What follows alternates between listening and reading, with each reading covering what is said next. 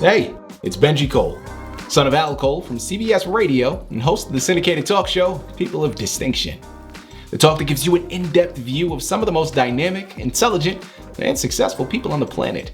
Run to our website, alcoleenterprises.com for more info. Email me directly through benji@alcoleenterprises.com if you'd like to get involved with what we have going.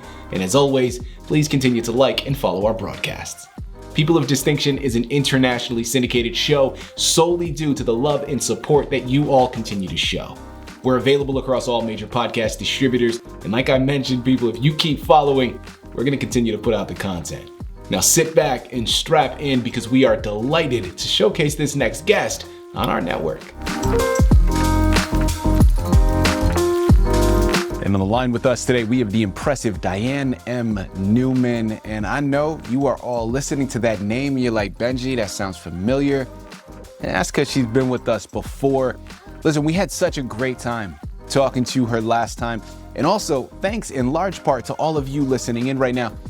You also had a great time and you were remarkably intrigued by everything that she was talking about. So yeah, we had to invite her back.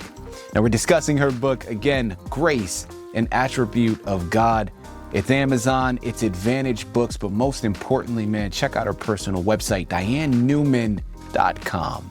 There, you're gonna gather more information on her, on this incredible book, but also bear in mind she has 3 others at this time, 2 still in creation. And you're going to want to head on over there and pick all of them up. I promise you, it is remarkably compelling. Again, that's dianeneumann.com. And listen, it is a true pleasure to have Diane back here on the line with us. People, what if the most misunderstood word in Christianity isn't a theological concept at all, but a living, breathing extension of God Himself? Now, that is a loaded question. It's layered, it's nuanced. There are so many areas of gray to ponder with regards to that, and I love it. And that's where we are gonna find ourselves during today's discussion, okay? Because we often talk about being under grace, but what if we were designed to interact with it instead? Well, listen, our guest today, Diane Neumann, man, she's here to unravel this mystery. And she argues that grace is a dynamic spiritual substance moving from heaven into our everyday lives. By the time we've concluded, you're going to run and purchase your copies because the journey is going to continue and it's going to be left up to you to make sure you do that. But let's get it started here. Diane, first and foremost, welcome back to People of Distinction and thank you again for being with us. How are you doing? Doing great. Glad to be here. Wonderful. Well, listen, Diane, it really is a pleasure. We're so happy to have you here. And as I mentioned to you before, a lot of our listening audience members who were really blessed, for lack of a better term, right? Because that's what it was, who were blessed to listen to the previous time that we had you here and to our previous discussion. There was so much interest around it. And it was something that was really engaging for so many others. So it was a no-brainer, okay? We had to follow up, bring you back here on the network. And I'm so absolutely gratified and grateful, really, that we were able to get you back on here. And we're looking forward to this discussion. And I know a lot of people also are feeling the same way. Listen, we have a lot of information to cover, Diane. Let's jump right in. Without further ado, listen, you describe grace in your book as entering our cosmos from the spirit realm. Now, I'm really intrigued by this categorization because in a world that is obsessed with the tangible and provable, how do we even begin to perceive and interact with a reality that we can't see with our physical eyes? It's a really good question, and it really focuses in on who we are as people. We have a physical body. We have a soul, which is our heart, our will, and our mind. But we have a spirit body that many of us are not in touch with. I'm going to take you back to any interactions you've had with children. Say somebody who's, between 3 and 5. And if you've ever been around kids very long, they'll get to a point where they'll start saying, it's not fair. Okay? And you look at them and you say, what's not fair? They can't explain it, but they just have this sense. There is a righteousness. There's something missing, and this just doesn't add up. And it doesn't fit their experience. It doesn't fit their senses. It doesn't fit anything else. There is a part buried inside of us that has a sense of things that are not tangible, like hope, like love, like joy, like peace. And it's like, it's out there somewhere. How do I get my hands on it? How do I, so we move into that trying to seek it, okay? But we're not using the right part of ourselves. We're using our soul that is grounded in experiences and things that we touch and things that we say and people that tell us and people don't tell us and all of our experiences, and it just holds us back. So when we let go of that and move up into one of those things, doors open and that spirit part of us comes alive. And that's what these books are about, on how do I get that part of me alive again, and how do I find what I've been seeking and come to that peace. And grace from God allows us to move in faith, to unite those things, to make it one again. Diane, listen, it's interesting that you say that, because I'm sitting here and I'm thinking, I'm like, man, you must know my daughter, because right now nothing is fair to her at this moment. It's just everything is again. No, I'll play. Kids, they can be dramatic, can't they? Oh my goodness, no. Honestly, listen, joking aside, I love what you're saying, Diane. It makes perfect sense to me. And it's going to connect now to my next question, right? We're just moving right along, and we're going to expedite things because we have so much information here to cover. Your book, man, it reframes grace from a thing that we receive to almost a living essence of God, which, my goodness, is so profound, right? I mean, whew, okay, so listen, we're following this thought process here, but if grace is this dynamic, moving presence, how does that change our fundamental posture towards it? So we have this curiosity, we have this thing in us, we have this desire for something greater, okay? And let's say it is a hope, that I have hope for things, okay? And I can't achieve them with what I'm doing. I keep trying and failing, or I succeed and I don't succeed, this kind of stuff. And we got to realize there's movement in what we just went through. There is a journey, there is decisions, there is a move in it. And we have to begin to understand that when we go into something, we are actually moving in. There is a vibration, there is something happened to us. So we have the sense of this. And so when we understand that God, who is the creator, put in us something similar to him, which is this living movement essence, just like we do when we seek, we begin to see, oh, so maybe there is a connection where I move into something I don't see, and there's something there I can reach out that comes to me. And that is the connection of what is said in God's understanding, is that he is drawn to those that are seeking him, and we are drawn to something greater. And those things interlock, they interconnect, because he wants us to reach out, but we also want to reach to him. So we have to activate our will to start moving in that. So instead of doing it in the earth realm and in the sense realm, we're now moving up into the unknown. But yet there's something in it that feels right. What is this? What is this?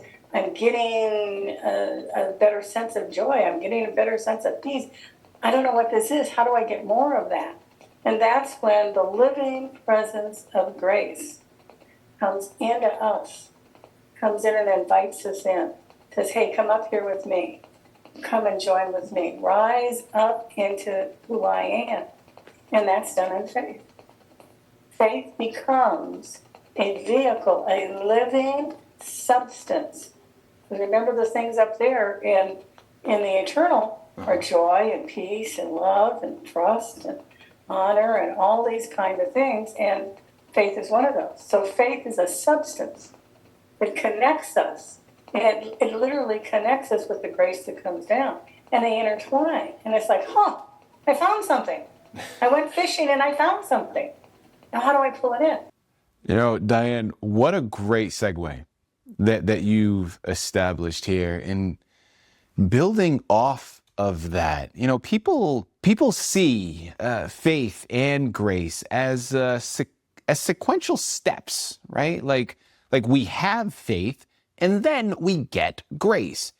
But what you're talking about here, man, your description in your book and also what you're saying right now, it seems much more intertwined than that, right? So let's dive even further. Can you describe this, I guess this quote unquote dance, or this symbiotic relationship between faith and this living essence of grace? Yes.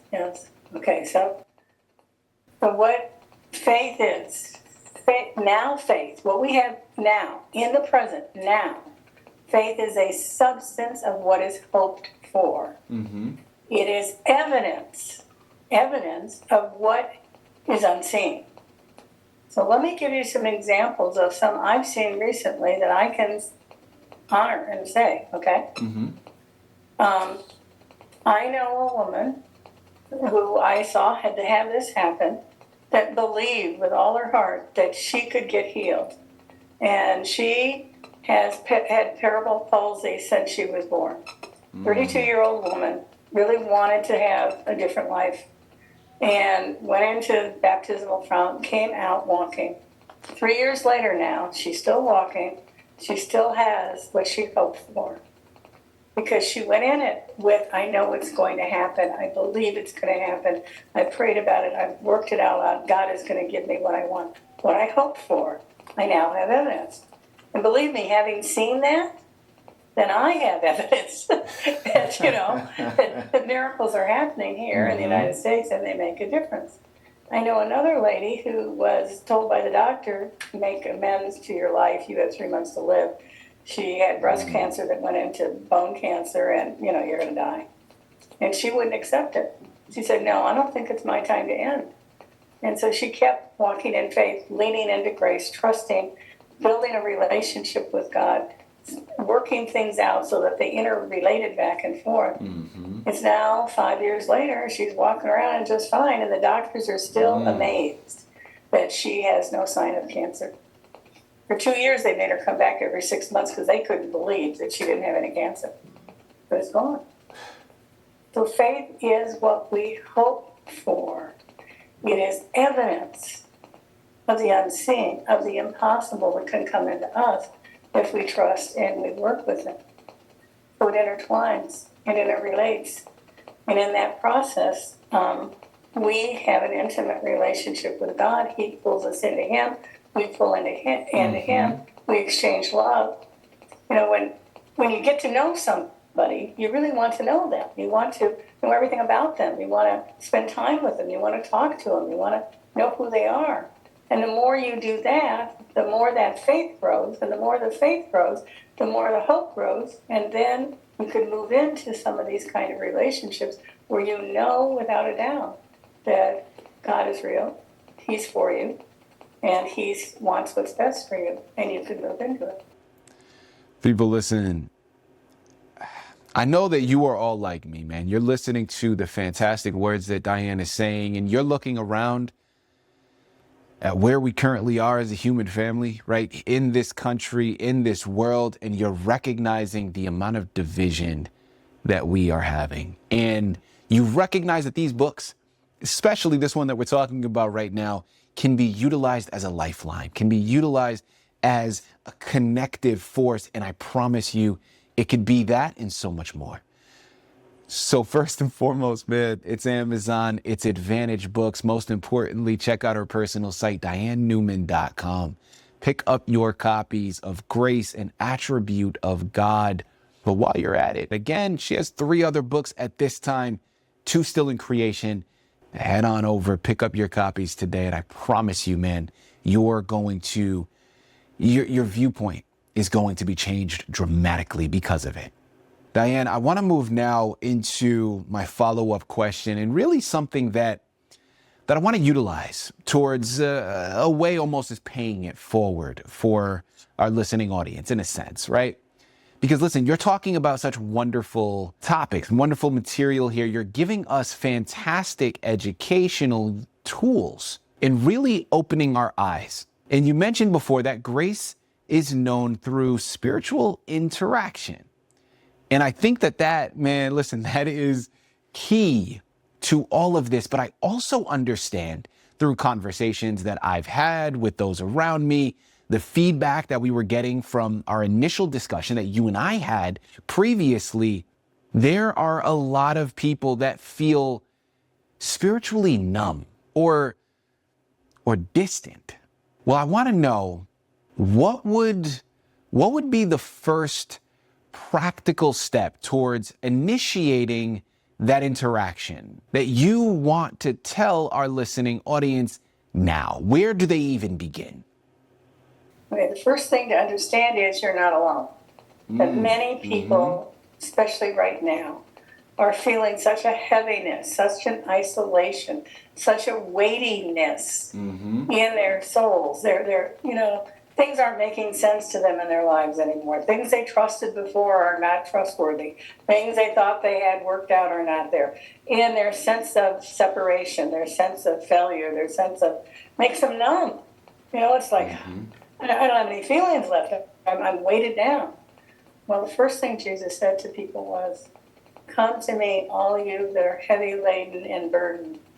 I will refresh you. Not you, I'll do it. Yoke with me. What does that mean? That means that you turn your burdens over to him. You ask him to be your Lord. And he said, when you yoke with me, I am kind and gentle, and I will bring peace and refreshment to your soul. So you say, okay, that sounds good. How do I get there? Well, you start by just throwing it all out. You just go talk to him like you would a good friend. I mean, if you need to yell, yell. If you need to just say, help me. But whatever it is, you go to him and you say, look, I can't do this anymore. I don't know where to go and I don't know what's to go on.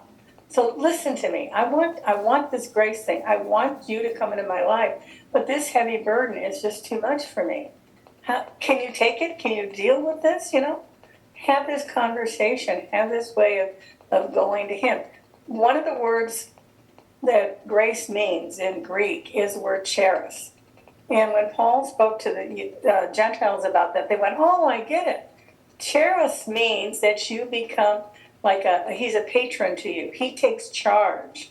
So in the Greek understanding was that you make yourself underneath somebody and they'll pay your bills and they'll encourage you and they'll buy your product and they'll support you. And if you get in legal trouble, they'll help you out. That's what charis meant. And Paul said, this is the grace God wants to give you.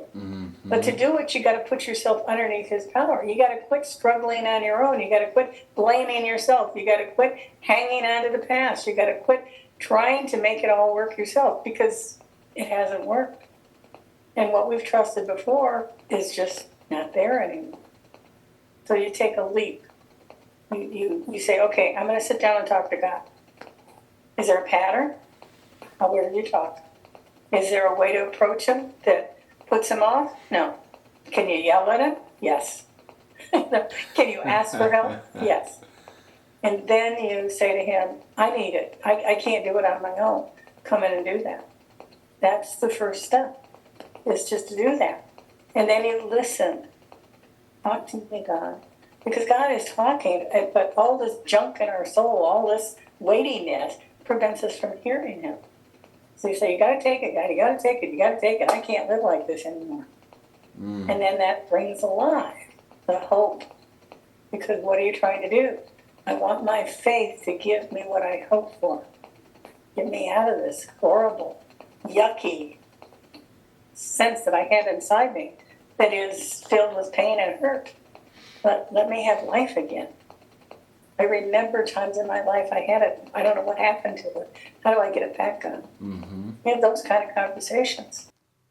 You know, what I love about what you just said, Diane, and it reminds me of something that I had mentioned on previous discussions, previous podcasts that we've had. And, you know, I wasn't raised in the church. I've always been someone that has considered myself more spiritual than religious. And I remember my first year in grad school, I remember having a conversation with a young woman who was also in the department. She wasn't a classmate of mine, but she was also in the department, and she was raised in a very religious household.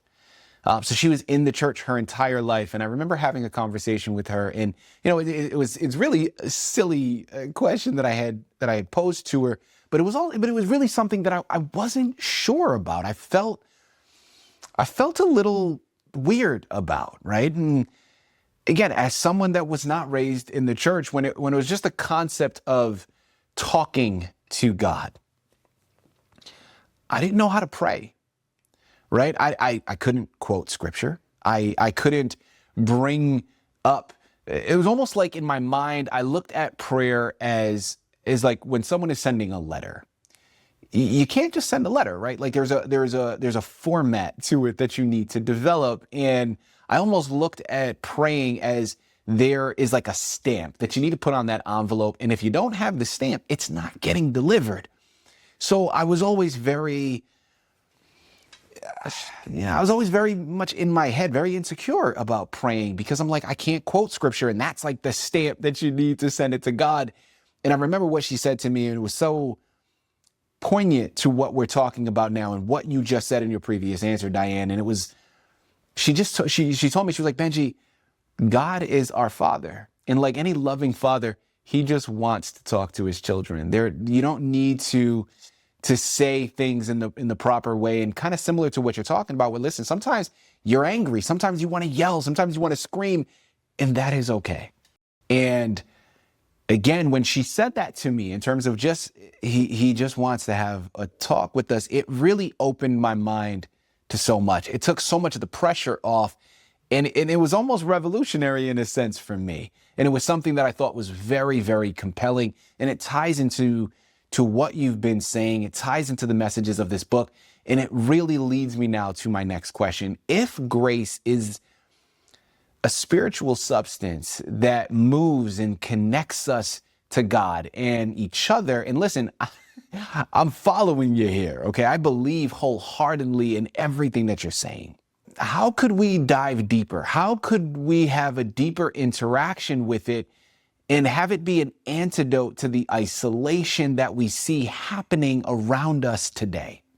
I really believe a lot of the anger that comes at us in the hostile environment is because the churning in our soul is so full of anger and hurt and blame and disappointment, and all these things are churning around, and it's like a tea kettle inside of you, and it's got to blow off. And unfortunately, it blows off on other people. But if you go the other way and you go to God and you just say, here it's all at.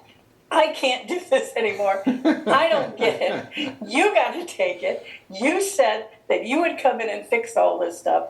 I'm under your grace, under Charis, which says you're the guy in charge, you know. You're the one providing. You said I'm part of your family. Well, you're going to have to pull this off of me. And then he'll say, okay, let's start.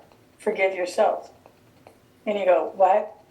you don't understand. I'm mad at... No, he says, no, child, forgive yourself.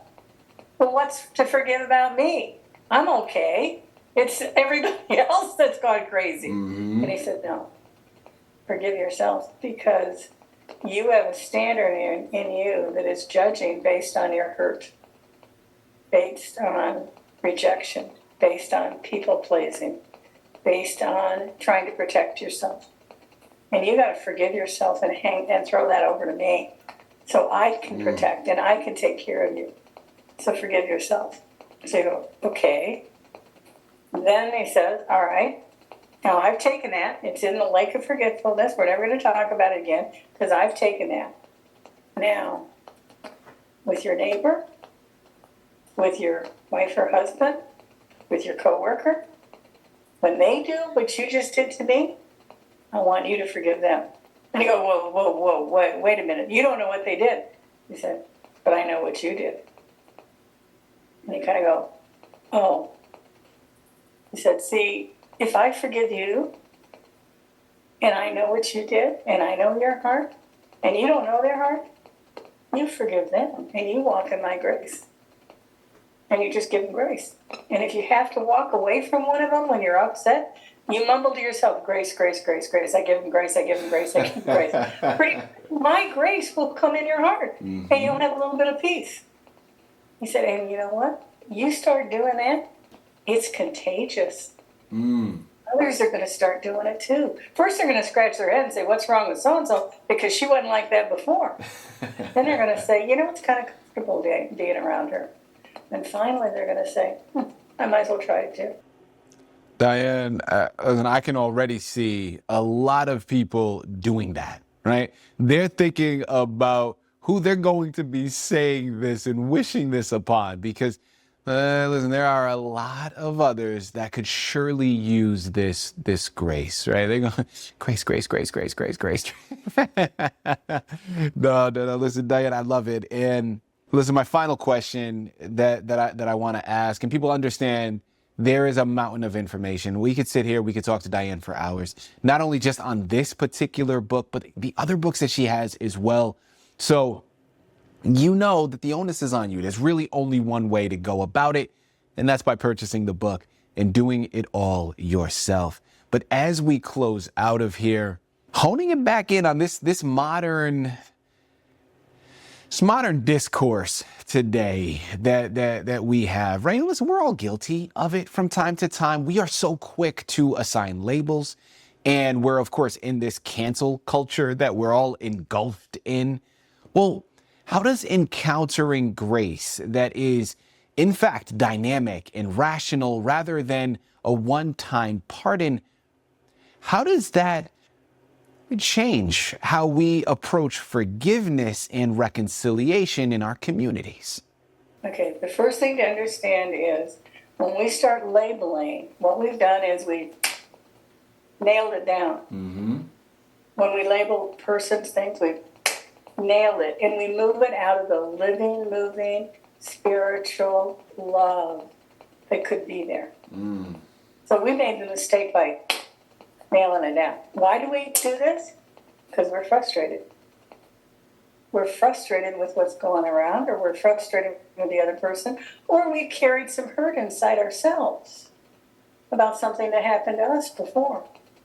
So the first thing you do when you find yourself, you do, and that person is and I've seen the evidence and all that, you have to stop and say, I'm looking at their outside, what they do, and comparing it to my inside, my own hurt.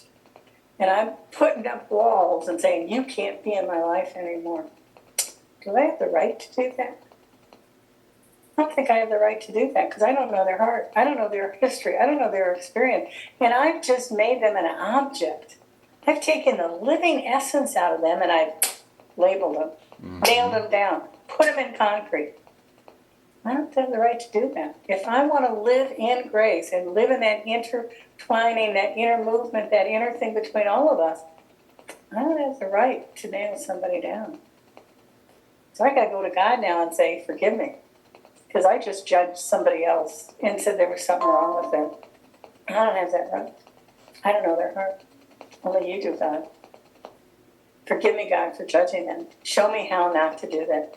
You know, there's a part of the Bible where Paul kept having things come at his mind again that made him blame himself and blame others and that kind of stuff. And he kept going to God and said, you got to take care of this. You got to take care of this. You got to take care of this. And God said, my grace is sufficient for you to rest in me when these things happen, to stop you from slamming somebody down in the label. All you have to do is when you feel yourself doing this, Paul, you say, grace, grace, grace, come in, grace, grace, grace, God, come in, come in. And he said, and I'll send I'll send more grace. I will send more love. I'll send more understanding. The minute you find yourself doing this and stopping it, I'll fill you. And then it won't be a problem. But you got to practice it. He says, you can't do it just once. You got a whole lot of stuff that you do the labeling in. You got to break it off. You know, Diane, I listen, I love what you're saying. I love what you said. I love what your book represents. And people, can we just stop for a second? I mentioned before the division that we see happening around the world and the amount of hatred that we see. Can we imagine the world that we could live in? Imagine the future that we could have if we operated from this perspective, if we viewed grace as this force that Diane is articulating. My goodness, it really could be the embodiment of God, right? We for believers out there, for people that are familiar with scripture, it's like the quote is, we are created in the image of God. We're not representative of that right now. But if we did this, my goodness, imagine how much closer we would be. Listen, you know what you got to do, man. It's Amazon, it's Advantage Books. Remember, it's DianeNeumann.com. Head on over there, pick up your copies today. The book that we discussed today was called Grace, an Attribute of God. But remember, there are 3 others at this time, 2 more still on the horizon, and hopefully so much more after that. You're going to want to get your hands on every single one of these books and allow it to be that catalyst for change for you. Allow it to be that inspiration for you to turn over a new leaf, because it's going to do just that if you allow it to. Diane, this has been an absolute honor, okay? Such a pleasure and an amazing conversation, similar to the first time that we had you here on the network, but this one just somehow, it surpassed even that one. Thank you for writing these magnificent books. Thank you for continuing your journey with regards to it, but most importantly, thank you for being here with us to discuss all of it through people of distinction. Thank you, Benji. It was good to be with you guys, and may God bless your time together.